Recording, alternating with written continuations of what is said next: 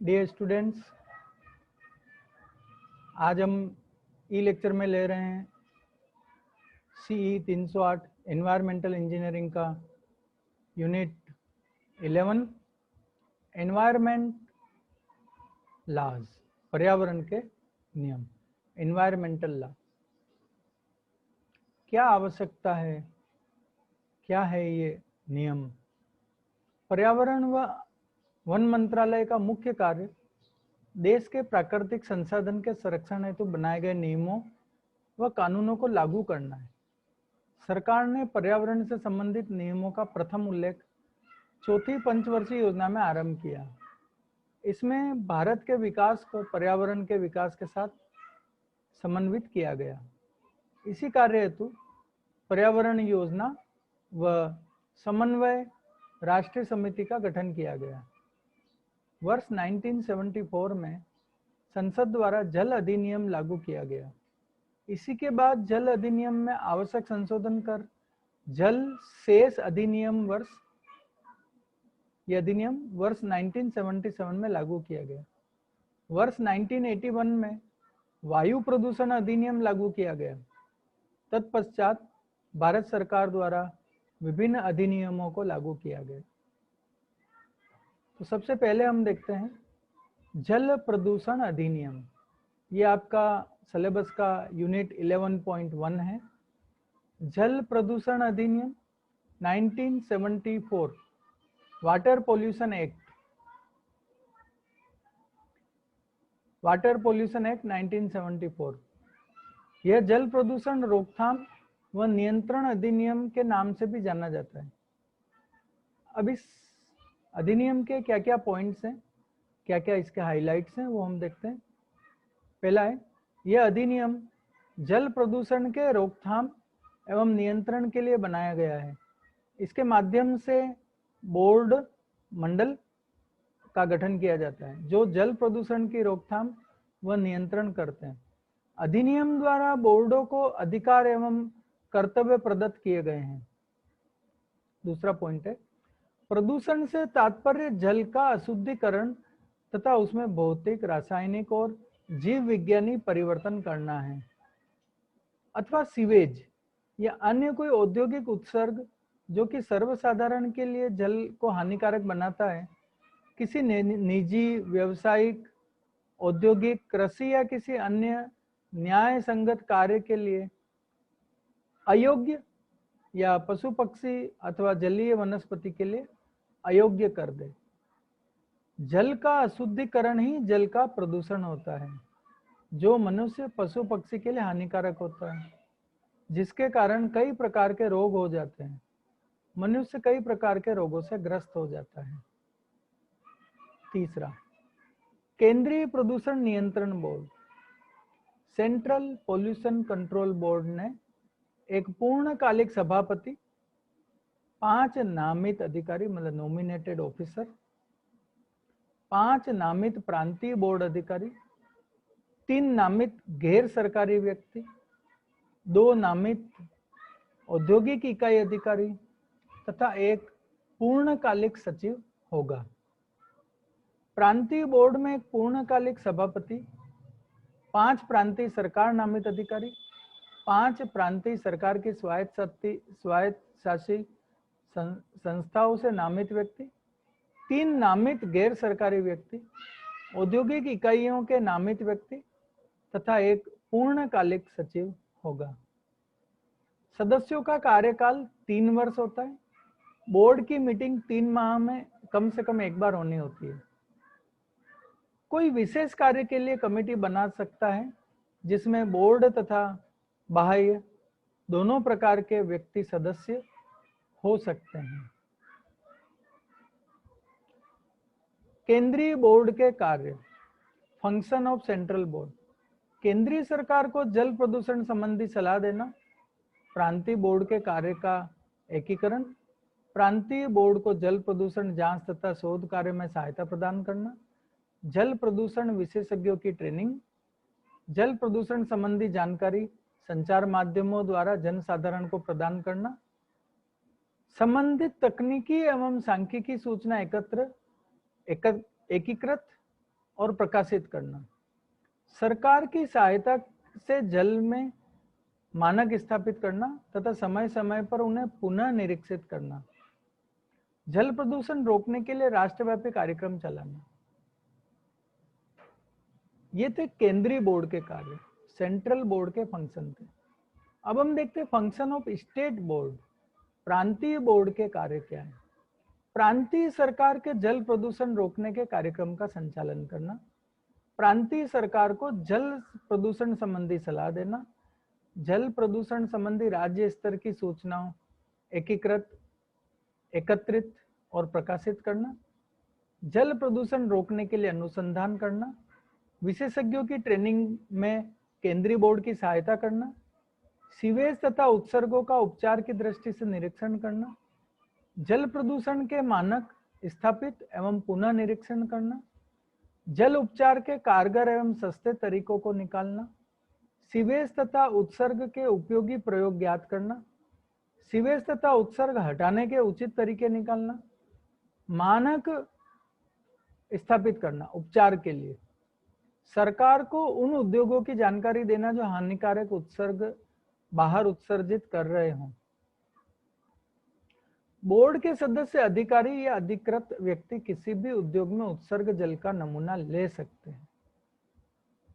Board के सदस्य अधिकारी या अधिकृत व्यक्ति किसी भी उद्योग का निरीक्षण कर सकते हैं। किसी व्यक्ति को कोई जानबूझकर कोई विषाक्त, प्रदूषक, नशीले पदार्थ जल धारा में निर्गत करने का अधिकार नहीं है। नियमों का उल्लंघन करने पर 3 माह की कैद तथा 5,000 रुपए का जुर्माने का प्रावधान है। कंपनियों तथा सरकारी संस्थाओं द्वारा नियम का उल्लंघन करने पर दंड का प्रावधान। अब यूनिट 11.1.1 जल प्रदूषण अधिनियम के मुख्य पहलू। उद्देश्य, main objective of water pollution act. अब इसके उद्देश्य क्या है? जल प्रदूषण को रोकना, स्वास्थ्य हित के लिए जल की गुणवत्ता बनाए रखना, जल प्रदूषण रोकने के लिए केंद्रीय एवं प्रांतीय बोर्ड स्थापित करना। अब प्रांतीय सरकार की शक्तियां क्या है? Power of the state government. Board और इन बोर्ड्स के अलावा स्टेट गवर्नमेंट की क्या क्या शक्तियां हैं? भाग 20.2 के अंतर्गत इस निर्देश भाग के तहत प्रांतीय प्रदूषण नियंत्रण विभाग बोर्ड आधिकारिक रूप से किसी भी स्थान का निरीक्षण कर सकता है। निर्देश 21(1)(a) के अंतर्गत इस निर्देश के तहत प्रांतीय प्रदूषण नियंत्रण विभाग और प्रांतीय सरकार किसी भी कुएं अथवा जल स्रोत से जल का नमूना ले सकते हैं। निर्देश 22.4 के अंतर्गत इस निर्देश के अंतर्गत प्रांतीय प्रदूषण नियंत्रण बोर्ड एसपीसीबी किसी भी मान्यता प्रदत्त प्रयोगशाला द्वारा विश्लेषण से प्राप्त परिणामों का विवरण लेने का शक्ति रखता है। निर्देश 23.5 के अंतर्गत इसके अंतर्गत राज्य प्रदूषण नियंत्रण बोर्ड किसी भी स्थान पर प्रवेश कर जल से संबंधित क्रियाओं का मुआयना कर सकता है। निर्देश 24.6 के अंतर्गत इस नियम के तहत किसी भी व्यक्ति को जल या जलधारा में किसी भी प्रकार का विषाक्त अथवा नशीला पदार्थ फेंकने की अनुमति नहीं है। यदि कोई भी व्यक्ति इस तरह करता हुआ पाया जाता है तो उसे बोर्ड द्वारा सजा देने का प्रावधान है। निर्देश 25.7 के अंतर्गत इस निर्देश के तहत कोई भी व्यक्ति किसी भी प्रकार का कारखाना, उद्योग स्थापित नहीं कर सकता है यदि उसने निकला हुआ सीवेज किसी भी जल स्रोत को प्रदूषित करता है तो ये हमने जल प्रदूषण के नियंत्रण का अधिनियम हमने देखा। अब हम देखेंगे वायु प्रदूषण। ये जल प्रदूषण अधिनियम 1974 था, वाटर पॉल्यूशन एक्ट। अब हम देखते हैं जल प्रदूषण, अब हम देखते हैं वायु प्रदूषण। वायु प्रदूषण रोकने और उसके नियंत्रण का अधिनियम। ये आपके सिलेबस में 11.2 है टॉपिक। वायु प्रदूषण रोकने व नियंत्रण का अधिनियम 1981, जैसे पहले बताया कि जो जल प्रदूषण अधिनियम बना 1974 में, उसके बाद ये सब अधिनियम बने उसी की तर्ज पे। The air prevention and control of pollution act 1981, इसके क्या क्या पॉइंट्स हैं? वायु प्रदूषण से तात्पर्य है कि किसी ठोस, द्रव अथवा गैसीय वस्तु जो वायुमंडल में इतनी सांद्रता से एकत्रित हो कि व्यक्ति तथा अन्य जीवित वस्तुओं के लिए हानिकारक हो, या वनस्पति या संपदा या पर्यावरण के लिए हानिकारक हो। जल प्रदूषण नियंत्रण के केंद्रीय तथा प्रांतीय बोर्ड वायु प्रदूषण नियंत्रण का कार्य भी करेंगे। केंद्रीय बोर्ड का कार्य देश में वायु की गुणवत्ता अच्छी करना तथा वायु प्रदूषण की रोकथाम व नियंत्रण करना है। केंद्रीय बोर्ड वायु प्रदूषण की रोकथाम के लिए जल प्रदूषण बोर्ड की रोकथाम के अनुरूप कार्य करेंगे। प्रांतीय बोर्ड भी तदनुसार कार्य करेंगे। प्रांतीय बोर्ड केंद्रीय बोर्ड के सहयोग से औद्योगिक इकाइयां और मोटर गाड़ियों के लिए वांछित वायु की गुणवत्ता का निर्धारण करके, जो कि उस क्षेत्र पर आधारित होगी। प्रांतीय सरकार किसी क्षेत्र को वायु नियंत्रण क्षेत्र घोषित कर सकती है। वह प्रांतीय बोर्ड की सलाह इन क्षेत्रों में परिवर्तन भी कर सकती है। प्रांतीय सरकार प्रांतीय बोर्ड की सलाह पर किसी पदार्थ विशेष के किसी वायु प्रदूषण नियंत्रण क्षेत्र में ज्वलन पर रोक लगा सकती है। प्रांतीय सरकार प्रांतीय बोर्ड की सलाह पर किसी वायु प्रदूषण नियंत्रण क्षेत्र में किसी उपकरण विशेष के प्रयोग पर रोक लगा सकती है। प्रांतीय सरकार प्रांतीय बोर्ड की सलाह पर मोटर गाड़ियों के धुएं के मानक निर्धारित कर सकती है। प्रांतीय बोर्ड किसी प्रदूषणकारी क्रियाकलाप रोकने के लिए उचित न्यायालय में आवेदन कर सकते हैं। प्रांतीय बोर्ड के सदस्य, अधिकारी या अधिकृत व्यक्ति किसी स्थान विशेष का निरीक्षण कर सकते हैं, उपकरण विशेष की जांच कर सकते हैं तथा सूचना प्राप्त कर सकते हैं एवं नमूना एकत्रित कर सकते हैं। प्रांतीय बोर्ड निर्देश निर्गत कर सकते हैं। नियमों का उल्लंघन करने पर 6 वर्ष का तक कैद तथा जुर्माने का प्रावधान है।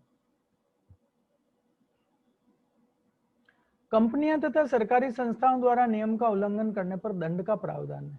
वायु प्रदूषण रोकने के लिए गुरुत्वीय आकर्षण, ग्रेविटी अट्रैक्शन सेटिंग विधि उपयोग में करते हैं। यूनिट नंबर 11.2.1 वायु प्रदूषण अधिनियम 1981, इसके मुख्य उद्देश्य, main objective of air pollution act 1981। यह नियम 1981 में दिया गया था, लेकिन सन 1987 तक संशोधित हुआ। इस अधिनियम के मुख्य पहलू इस प्रकार है। वायु प्रदूषण की रोकथाम, वायु की सही गुणवत्ता को स्थापित करना, वायु प्रदूषण को रोकने के लिए बोर्ड का गठन करना। अब बोर्ड की शक्तियां, पावर्स ऑफ बोर्ड। बोर्ड की शक्तियां क्या है? निर्देश 19.1 के अनुसार के अंतर्गत, इसके अंतर्गत राज्य प्रदूषण नियंत्रण बोर्ड जो एसपीसीबी है, किसी भी क्षेत्र को वायु प्रदूषण नियंत्रण क्षेत्र घोषित कर सकता है। वायु प्रदूषण नियंत्रण क्षेत्र में किसी भी प्रकार के पदार्थ अथवा ईंधन के उपयोग प्रतिबंधित कर सकता है जो वायु प्रदूषण को होने का कारण हो। निर्देश 20.2, इसके अंतर्गत इस निर्देश के तहत बोर्ड किसी भी उद्योग तथा वाहन से निकलने वाले धुएं का निरीक्षण करने की शक्ति रखता है।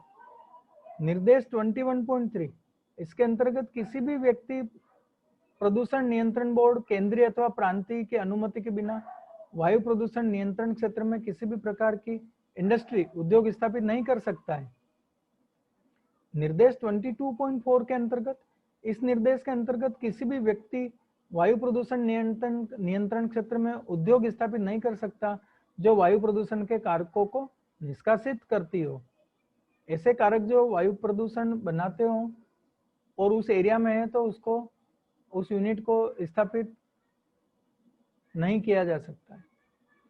निर्देश 24.5 के अंतर्गत, इस निर्देश के तहत किसी भी व्यक्ति बोर्ड के अधिकार अथवा अनुमति लेकर या बोर्ड किसी भी व्यक्ति को अनुमति अधिकार देकर किसी उद्योग का निरीक्षण कर सकता है एवं इसके रजिस्टर कागजात का निरीक्षण कर सकता है। निर्देश 26 के अंतर्गत, इसके अंतर्गत बोर्ड का कोई भी सदस्य किसी भी चिमनी, ईंधन आदि से वायु का नमूना ले सकता है तथा इसे प्रयोगशाला में भेज सकता है।